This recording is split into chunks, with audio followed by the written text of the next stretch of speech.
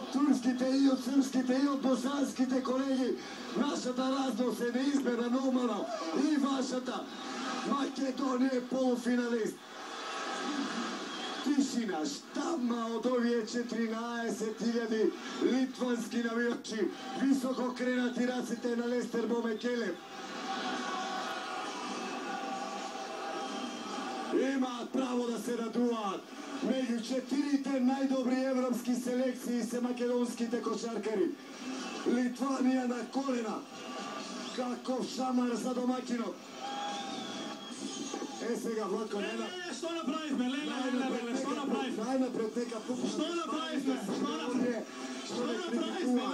Мора преварите, сега видяхме по сите пријати.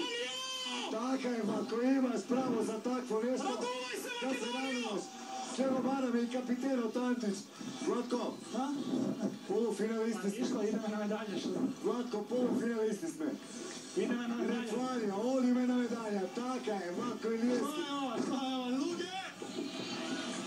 Антич, не одија ударите за 3, погоди кога требаше.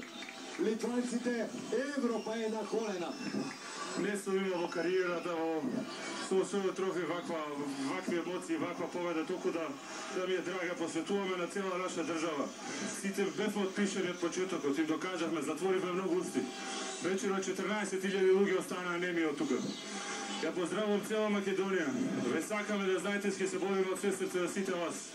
Поздрав за сите, бидете уз нас, пошто шоуто продолжува. Поздрав за сите. Така е, шоуто продолжува.